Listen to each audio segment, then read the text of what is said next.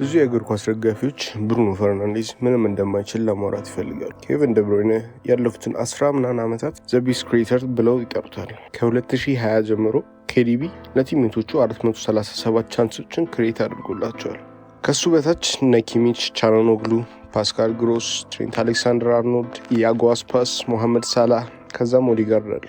ኦዲጋርድ 361። ኦዲጋርድ ከኬቨን ደብሮይነ 76 ያንሳል፣ ግን ከኬዲቢ በላይ አንድ ሰው አለ፣ ብሩኖ ፈርናንዴዝ ከኬዲቢ በ111 በልጦ ክሬት የሚያደርግ ሆይላንድ፣ አንቶኒ፣ ራሽፎርድ ከዩናይትድ ወጥተው እኮ አሪፍ እየተጫወቱ ነው ያሉት። ያኔ ለምን አላደረጉትም ታዲያ? ብሩኖ እንደሚያደርገው ማለት ክሪቲሲዝሞችን ዋጥ አድርጎ ቢጫወቱ የት በደረሱ። ዩናይትድ ያን ሲያስወጣው ተመሳሳይ ኢሹ ነበር የተፈጠረው። 4 ምናምን ፕሌየር ኦፍ ዘ ሲዝን ሲበላ ከነሱ ውጭ ሌሎቹ በጣም ሺት እንደነበሩ መረዳት ነበረ ነው የሚኖርባቸው። እንደዚህ አይነት ተጫዋቾችን መተካት ቀላል አይደለም። ማንቹኒያን የሚባሉት ሁላ ክደው ለመውጣት ምንም ጣጣ የለባቸው። ምንም ራሽፎርድ ፐርማነንት ሙቭ ሳያገኝ ሁላ በውሰት መውጣት ነው የሚፈልገው። ብሩኖ ህይወት የሚቀይር ገንዘብ ሁላ ቀርቦለት አይ መቆየት ነው የሚፈልገው። ዩናይትድ ነው አልቲሜት ድሪሜ ብሎ እግሩ እስኪያልቅ ድረስ ያለውን እየሰጠ ይጫወታል። ደግሞ የእሱ ጥፋት አይደለም ያለ ቦታ መጫወቱ። በ10 ዓመቱ ነበረ በፖርቱ ስካውት የተገኘው። ያኔ መኪና ስለሌላቸው ወደ ትሬኒንግ የሚሄዱበት አባቱ ሪጀክት አደረገው። ፖርቱም ደግሞ ሰርቪስ ሊሰጧቸው ስላልፈለጉ ምንም አማራጭ አልነበሩ።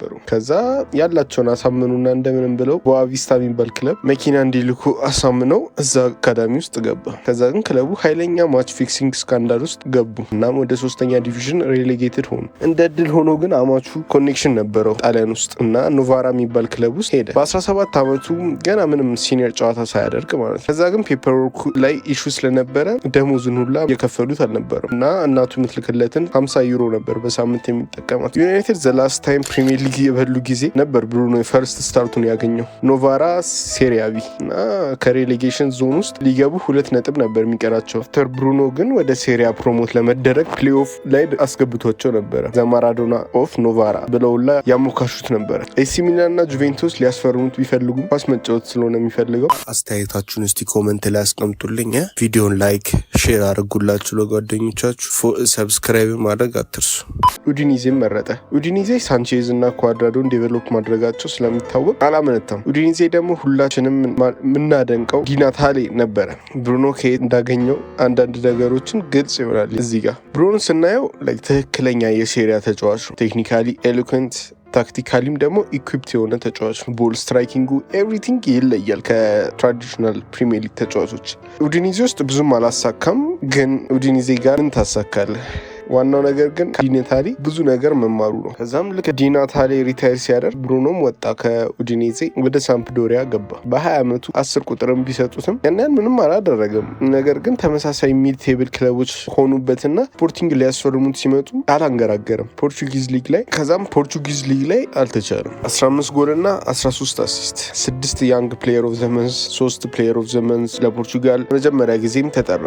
ከዛም የፖርቹጋል ሊግ ካፕ በላ። ቻምፒየንስ ሊግ ለመግባት አንድ ዊን ቀርቷቸው ታካዴ ፖርቹጋሉ ላይ ደግሞ ፋይናል ደረሱ። ግን የመጨረሻውን ጨዋታ አላሸነፉም እና ቻምፒየንስ ሊግ ሊገቡ አልቻሉ። ያኔ ነው ሁሉም ነገር የተበላሸው። 15 ማርች ኦፍ 2018 ላይ የክለቡ ደጋፊዎች የክለቡን ትሬኒንግ ፋሲሊቲ ውስጥ ሰብረው ገብተው ተጫዋቾቹን ደበደቧቸው። ጦርነት እዛው በክለቡ ተነሳ። ትንሽ ቀናት በኋላ ደግሞ የዋንጫ ጨዋታው ጋር ሲደርሱም ሁሉም ተጫዋቾች ተሳቀው ነበር። ለጊዜው 13ኛ ጨረሱት አቭስ ጋር 2-1 ተሸነፉ። ብዙ ተጫዋቾች በዛ ምክንያት ኮንትራክታቸውን ተርሚኔት አድርገው ለቀቁ። ጄድሰን ማርቲንስ፣ ራፋኤል ሊያው፣ ሩይ ፓትሪሺዮ፣ ዊሊያም ካርቫሊዮ፣ ዴሚራል፣ ፋቢዮ ኮንትራው ሁሉም ወጡ። ብሩኖ ብዙ ኦፈር መጥቶለት ነበር በጊዜው፣ ግን ቆየ። ታይታኒክ ላይ ጃክን በጣም የሚወደው መሰለኝ።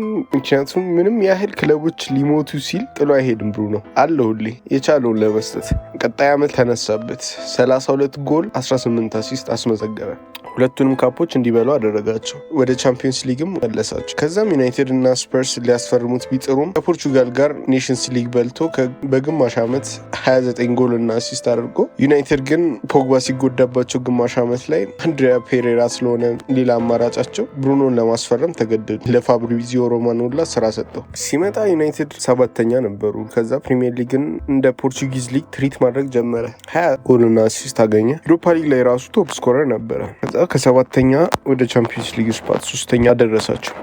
ግማሽ ዓመት ላይ መጥቶ ፕሌየር ኦፍ ዘ ሲዝን ተሸለመ። ቀጣዩ ሲዝን ላይም ቀጠለበት 28 ጎል እና 18 አሲስት። ፕሪሚየር ሊግ ላይ ማንም የሚያስቆመው አልነበረም። ዩናይትድ ኖቬምበር ላይ ቶፕ ኦፍ ዘ ሊግ ነበረ፣ ግን ኢቬንቹዋሊ ሲቲ ያሸነፋቸው። ሁለተኛው ግን ከፈርጉሰን በኋላ ከፍተኛ ሊግ ፊኒሻቸውም እሱ ነበረ። ቻምፒየንስ ሊግ ላይ 4 ጎልና 1 አሲስት አደረገ። ቢኖረውም ወደ ኤሮፓ ሊግ 3ኛ ሆነው ወረዱ። ኤሮፓ ሊግ ላይ ደግሞ ሲመጣ 5 ጎልና 4 አሲስት። ሴሚ ፋይናል ከሮማ ጋር 5 ጎልና አሲስት አስመዘገበ በሁለት ጨዋታ ብቻ። ፋይናል ላይም አቻ ቢወጡም ዲሃ አንድ እንኳን መመለስ ስላልቻለ ተሸነፉ። ፋይናሉ ፕሌየር ኦፍ ዘ ሲዝን ደገመ። ለዩናይትድ ሮጦ ያለውን ሰጥቶ ጭራሽ ከፎረስት ጋምፕ ጋር ያወዳድሩት ነበሩ። ቀጣይ ዓመትም ቫራን፣ ሳንቾ እና ሮናልዶ ሲመጡ ዩናይትድ ቡድን አገኘን ብለው ሱፐር ቲሙን ላይ ይሉት ነበረ። እንዳሰቡት አልሆነም። ዩናይትድ 6ኛ ጨረሱ። እሱም ሂዝ ወርስ ሲዝን አሳለፈ። 23 ጎልና አሲስት። አውቃለሁ ቁጥር አስቀምጣለሁ፣ ግን ከቁጥር በላይ ነው። ካፕቴንሲ የሰጠው ሶልሻር ከክለቡ ወጣ። ቴናግ መጣ። ፕራግማቲክ ሳይድ ቢሆኑም 28 ጎልና አሲስት አገኘ። 3ኛም ጨረሱ። የመጀመሪያ ዋንጫውንም ከክለቡ ጋር እንደ ካፕቴን ሆኖ በላ። ካራባው ካፑን በላ። ነገር ግን ከሊቨርፑል 7-0 ሲሸነፉ እሱ ብቻ እንደተሸነፈ ያህል ሁሉም ይወርድበታል። ግን እሱ ነበረ በዛ ዓመት ላይ 25% የክለቡን ጎሎችን ክሬት እያደረገ የነበረው። ከሱ ቀጥሎ የነበረው ማን መሰላል? ጄደን ሳንቾ 7% ብቻ። ከዛም በደንብ አሽቆለቆሉ 8ኛ ወጡ ቀጣዩ ዓመት ላይ። እሱ ግን ኤፍኤ ካፕ ላይ 3 ጎልና 3 አሲስት ፕላስ ደግሞ 1 አሲስት ፋይናል ላይ ነበረ ሲቲን ለማሸነፍ። ኤፍኤ ካፑን አገኘ። ፕሌየር ኦፍ ዘ ይርም ተሰጠው ድጋሚ። ቀጣዩ ዓመት ነበር ግን የሚያስፈራው። ለዩናይትድ ሬሌጌሽን ላይክሊ የሚሆንበት ዓመት ነበረ። እየሰመጠ የነበረውን ክለብ 37 ጎልና አሲስት አስመዝግበው ትንሽም ቢሆን ህይወት ሰጣቸው። 15ኛ ጨረሱ፣ ግን ዩሮፓ ሊግ ላይ ነበረ ሁሉም ተስፋቸውን ጥለው የነበሩት። 7 ጎልና 4 አሲስት አስመዘገበ። የውድድሩም ቶፕ ስኮረር ሆኖ ጨረሰ። ሶሲዳድ ላይ ሃትሪክ፣ ሊዮን ላይ ካምባክ የሚያስነሳውን ፔናልቲ ያስቆጠረ። ነገር ግን ቶተናም አሸነፋቸው መጨረሻው ላይ። በታሪክም የውድድሩ 3ኛ ቶፕ ስኮረር ነው ዩሮፓ ሊግ ላይ፣ ግን እሱ ከዛ በላይ ነው የሚገባው። 4ኛ ፕሌየር ኦፍ ዘ ይር ተሰጠው። ሆኖ ብራይተን ወይ ኒውካስል ፒጫውት 70 ሚሊዮን ከፍላችሁ አሁን ሁላ ታመጡት ነበር። በዚህ ዓመት አንድ ጨዋታ ነው እሱ ስታርት ያላደረገው ጨዋታ፣ እሱም ከግሪምስቢ ነው የተሸነፉት።